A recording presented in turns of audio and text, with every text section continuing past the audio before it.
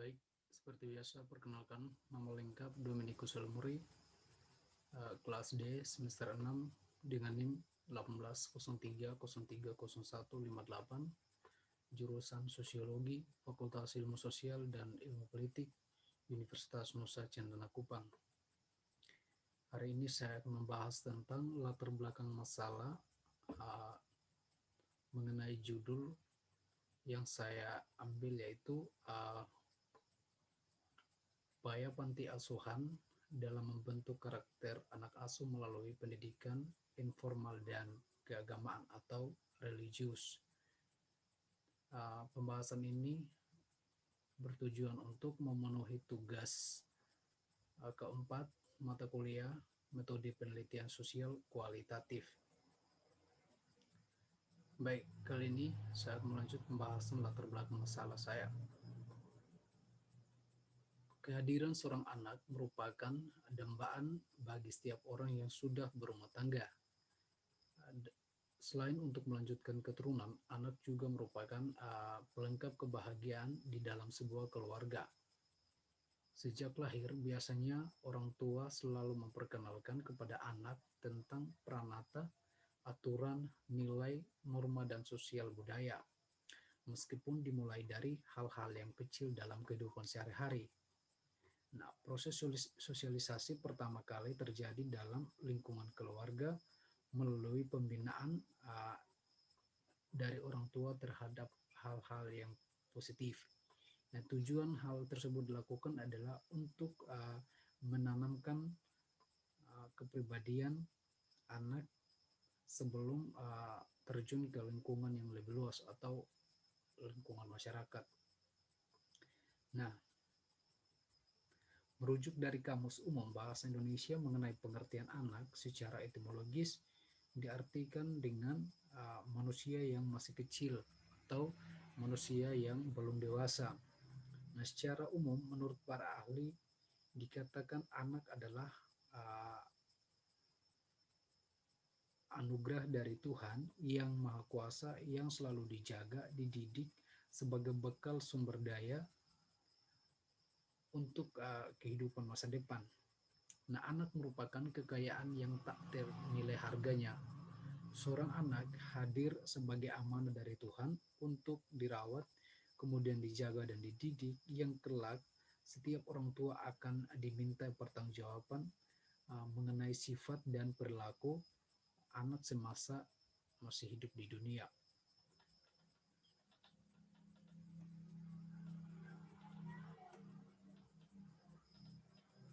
Nah, setiap anak pastilah menginginkan memiliki keluarga yang sempurna, di mana dalam satu keluarga terdapat seorang kepala keluarga yang disebut ayah, kemudian terdapat juga sesosok perempuan lembut dan penuh kasih sayang terhadap semua anggota keluarga yang tidak lain adalah ibu dan seorang anak. Tetapi dalam kenyataan yang terjadi di masyarakat, tidak semua anak memiliki keluarga yang sempurna yang dapat membimbing, kemudian mengarahkan dan memberikan pengawasan secara langsung dari kedua orang tua mereka. Nah, hal ini disebabkan oleh berbagai faktor. Di antaranya adalah salah satu dari orang tua tersebut meninggal atau kedua-duanya meninggal. Nah, ada juga yang sengaja dititip, ada juga yang sengaja ditinggalkan walaupun orang tua ada namun berada dalam kondisi ekonomi atau di bawah garis kemiskinan sehingga mereka itu hidup tanpa bimbingan orang tua.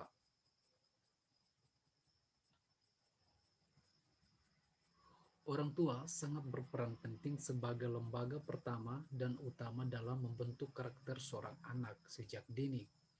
Karena pada masa inilah yang paling penting dalam membentuk kepribadian, kemampuan berpikir, kemudian juga kecerdasan, keterampilan, serta kemampuan bersosialisasi. Nah, selain itu, orang tua juga perlu pengawasan yang baik dan ketat terhadap anak saat berada di lingkungan luar atau saat keluar dari rumah, karena kemungkinan besar anak-anak itu saat berada dengan teman-teman ataupun di lingkungan baik di lingkungan maupun di lingkungan sekolah, uh, kemungkinan besar ia akan mudah terpengaruh terhadap teman-temannya dari hal-hal yang kita tidak inginkan. Gitu. Jadi misalkan ketika pembinaan dari rumah walaupun dilakukan dengan baik dan teratur, namun ketika anak berada di luar akan berbeda. Kenyataannya akan selalu berbeda ketika ia berada di luar. Dia mulai mengikuti teman-temannya terhadap hal-hal yang tidak diinginkan, misalkan minum mabuk, kemudian juga melakukan kekerasan terhadap orang lain, pencurian, habis itu tawuran, dan lain sebagainya. Kemudian melihat kondisi saat ini, banyak anak-anak atau remaja yang uh, bahkan dewasa yang salah dalam pergaulan. Walaupun seperti yang saya katakan tadi, dari rumah telah dibina oleh orang tua dengan penuh kasih sayang, dengan baik. Namun ketika mereka di luar akan berbeda, karena mereka terpengaruh dengan keadaan serta perilaku teman-teman mereka. Itu. Kemudian sesuai data pada tahun 2018 dilansir dari Tempo.co pada 12 September 2018, KPAI menyebutkan bahwa uh, kasus tawuran di Indonesia meningkat sebanyak 1,1% sepanjang tahun 2018 lalu.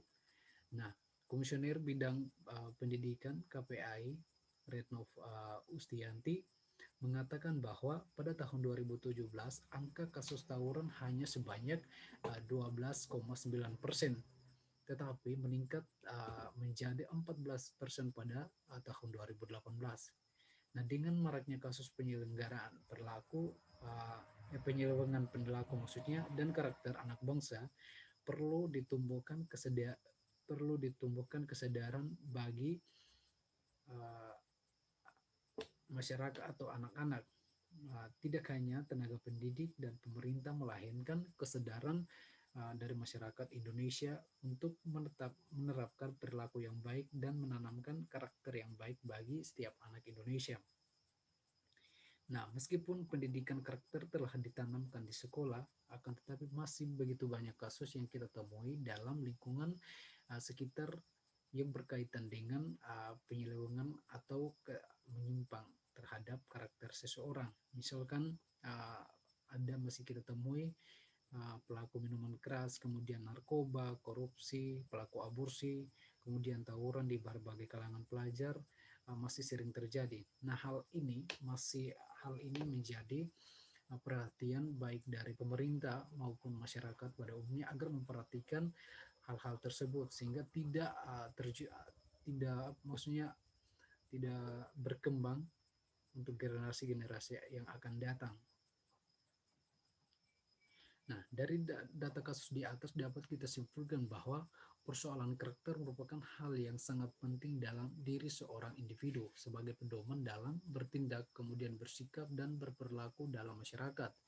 Nah, oleh karena itu perlu untuk membentuk karakter seseorang sejak dini sebagai kelak nanti untuk dirinya sendiri maupun lembaga masyarakat serta negara, sehingga dalam bertindak dan bersikap seseorang sudah memiliki bekal karakter yang baik sehingga dalam melakukan interaksi dalam masyarakat dia selalu bertindak dengan baik. Kemudian sesuai dengan Undang-Undang Dasar Republik Indonesia tahun 1945 menyatakan bahwa fakir fakir miskin dan anak-anak terlantar dipelihara oleh negara, dan selanjutnya dalam pasal 27 ayat 2 menyatakan bahwa tiap-tiap warga negara berhak atas pekerjaan dan penghidupan yang layak bagi kemanusiaan. Ini berkaitan dengan bagi mereka tadi yang tidak mempunyai orang tua, yang seperti yang paragraf sebelumnya yang saya bahas bahwa sebagian dari mereka masih ada yang tidak memiliki keluarga yang sempurna, seperti tadi yang dikatakan bahwa ada yang orang tuanya meninggal, misalnya salah satu bahkan kedua-duanya masih hidup, namun karena kondisi ekonomi yang melemah akhirnya mereka kurang bimbingan dari orang tua kandung sehingga mereka perlu sebuah lembaga atau orang lain untuk membimbing dan membina mereka. sehingga mereka seperti pada anak-anak yang lainnya. Nah, di sini panti asuhan merupakan salah satu lembaga sosial yang berdiri sebagai wujud usaha nyata di tengah masyarakat yang berperan penting untuk menaungi, kemudian melindungi, membimbing, dan memelihara anak-anak yang terlantar, mulai dari anak yatim piatu, dan juga yang seperti tadi katakan bahwa uh, anak-anak yang berada di bawah garis kemiskinan. Kemudian di samping itu, pengasuh di sebuah panti asuhan sangat berperan penting dan bertanggung jawab penuh dalam menjaga dan mendidik anak-anak asuh dengan baik, karena setiap anak mempunyai hak uh, yang sama dalam bertumbuh dan berkembang secara optimal, baik dari segi fisik, motorik, kognitif maupun emosional, sehingga mereka dalam melakukan sebuah hubungan atau interaksi antar sesama tidak ada yang um, saling mencela antara satu sama lain. Nah, adapun tujuan panti asuhan menurut Departemen Sosial Republik Indonesia tahun 1997, yaitu yang pertama, memberikan pelayanan yang berdasar pada profesi pekerja sosial kepada anak terlantar dengan cara membantu dan membimbing mereka ke arah perkembangan pribadi yang wajar serta mempunyai keterampilan kerja, sehingga mereka menjadi anggota masyarakat yang dapat hidup layak dan penuh tanggung jawab baik terhadap dirinya sendiri, keluarga maupun masyarakat pada umumnya. Kemudian penyelenggaraan pekerjaan kesejahteraan sosial uh, anak di panti asuhan juga terbentuk manusia-manusia yang berkepribadian matang dan berdedikasi tinggi dan mempunyai keterampilan kerja yang mampu menopang hidupnya dan hidup keluarganya. Nah, dari uraian di atas dapat kita simpulkan bahwa tujuan panti asuhan adalah memberikan pekerjaan, kemudian bimbingan dan keterampilan kepada anak asuh agar menjadi manusia yang berkualitas, baik itu untuk dirinya sendiri maupun keluarga dan masyarakat pada umumnya. Nah, Standar Nasional Pengasuhan untuk Lembaga Kesejahteraan Nasional menyatakan bahwa standar pelayanan panti asuhan adalah seperti orang tua bagi anak-anak yang ditempatkan di panti asuhan dan selayaknya orang tua, maka panti asuhan bertanggung jawab penuh untuk memenuhi pemenuhan hak-hak anak yang meliputi hak terhadap perlindungan atau terkait dengan martabat anak dan melindungi dari segi kekerasan. Nah, hak terhadap tumbuh kembang, kemudian mendukung perkembangan kepribadian anak, kemudian memfasilitasi relasi anak dengan keluarga dan juga pihak lainnya secara positif dan menyekolahkan anak. Nah, hak terhadap partisipasi, mendengar dan mempertimbangkan serta mengimplementasikan uh, suara dan pilihan anak. Kemudian serta memenuhi hak atas uh, anak terhadap kelangsungan hidup.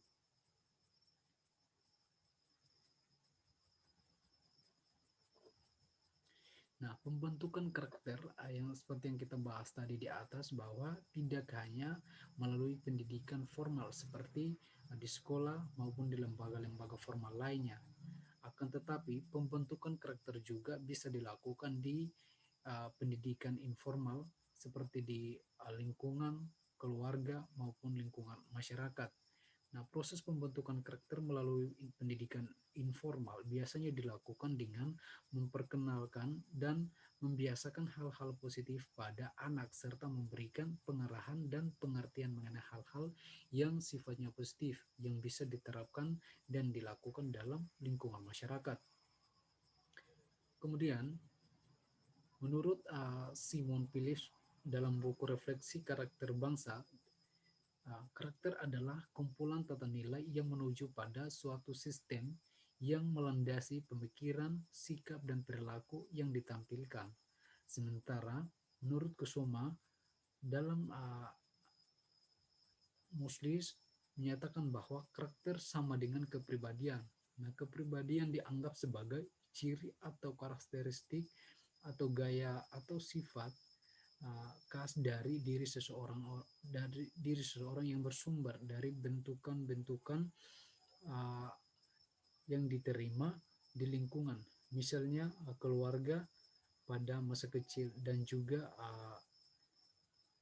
bawaan seseorang yang sejak lahir. Kemudian, menurut Profesor Suyanto, PhD, menyatakan bahwa karakter adalah cara berpikir dan berperilaku yang meliputi ciri khas setiap individu untuk bekerja sama baik dalam lingkup keluarga, masyarakat, maupun bangsa dan negara.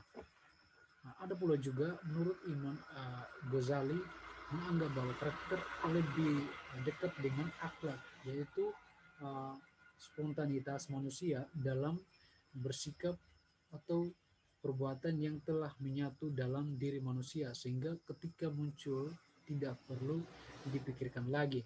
Dengan demikian, karakter bangsa sebagai kondisi watak yang merupakan identitas bangsa. Kemudian, karakter adalah watak, tabiat, akhlak, atau kepribadian seseorang yang terbentuk dari hasil internalisasi yang diyakinkannya dan digunakan sebagai landasan untuk cara pandang, kemudian berpikir, bersikap, dan bertindak. Nah, sedangkan pembentukan karakter adalah suatu usaha proses terencana yang dilakukan untuk menanamkan hal-hal positif pada anak baik dalam lingkup pendidikan seperti sekolah maupun lingkungan masyarakat yang bertujuan untuk membentuk karakter yang sesuai dengan norma dan kaidah moral di dalam masyarakat itu sendiri. Nah, selain pembentukan karakter melalui pendidikan informal tadi, ada juga pembentukan karakter melalui religius atau keagamaan. Nah, apabila seseorang berperilaku tidak jujur, kejam, bahkan rakus dan selalu berbuat masalah, tentulah orang tersebut banyak yang memanifestasikan uh, perilaku buruk atau mempunyai perilaku yang tidak baik. Nah, seorang baru dikatakan berkarakter apabila tingkah lakunya sesuai dengan kaidah moral yang berlaku di dalam masyarakat. Selanjutnya mengenai religius. Religius diartikan dengan kata agama. Agama menurut Fraser sebagaimana dikutip Nuruddin adalah sistem kepercayaan yang senantiasa mengalami perubahan dan perkembangan sesuai dengan tingkat kognisi seseorang. Sementara menurut Clifford Gates bahwa dikutip dari Rubin, agama bukan hanya masalah spirit, melainkan uh, telah terjadi hubungan intens antara agama dan sumber nilai, dan agama sebagai sumber kognitif. Kemudian yang pertama adalah agama merupakan pola bagi tindakan manusia atau pattern for behavior. Kemudian dalam hal ini, agama menjadi pedoman yang mengarahkan tindakan manusia. Kemudian yang kedua, agama merupakan pola dari tindakan manusia atau pattern of behavior. Dalam hal ini, agama dianggap sebagai hasil dari pengetahuan dan pengalaman manusia yang tidak jarang telah melembaga menjadi kekuatan mistis. Agama dalam perspektif yang kedua ini sering dipahami sebagai bagian dari sistem kebudayaan yang tingkat efektivitasnya fungsi ajaran kadang tidak kalah dengan agama formal. Namun, agama merupakan sumber nilai yang tetap terus uh, pertahankan dalam aspek otentiknya. Jadi, di satu sisi agama dipahami sebagai hasil yang suatu hal yang menghasilkan dan berinteraksi dengan budaya. Nah, pada sisi lain, agama juga sebagai sistem nilai yang mengarahkan bagaimana manusia atau bagaimana seorang individu itu berlaku di dalam bermasyarakat. Dengan demikian, pendidikan dan pembinaan secara informal dan keagamaan di panti asuhan juga sangat mempengaruhi kepribadian dan karakter anak, sebab pendidikan ini diperoleh dari kehidupan sehari-hari yang diperoleh dari pergaulan dan dari keluarga. Nah, panti asuhan mampu mengimplementasikan sikap pedulinya sebagai timbal balik dari itu semua. Nah, panti asuhan juga harus mampu menumbuhkan karakter anak serta karakter peduli pada anak-anak sebagai wujud dari penanaman nilai-nilai budi pekerti. Nah, berbicara tentang Panti Asuhan Sonah Maneka Kota Kupang sudah menunjukkan dedikasi nyata dan turut membantu dan berupaya menjadi mitra pemerintah dengan memberikan perlindungan dan pemeliharaan terhadap anak-anak yang terlantar atau anak-anak yatim piatu yang dititipkan oleh orang tua. Nah, selain itu, berdasarkan wawancara awal yang dilakukan oleh peneliti dengan pihak panti asuhan pada tanggal 2 Februari 2021 di Panti Asuhan Son of Maneka, Lasiana, Kota Kupang, diperoleh informasi bahwa panti ini didirikan pada tanggal 26 Juli 1980 oleh sepasang suami istri. Nah, mereka memberikan nama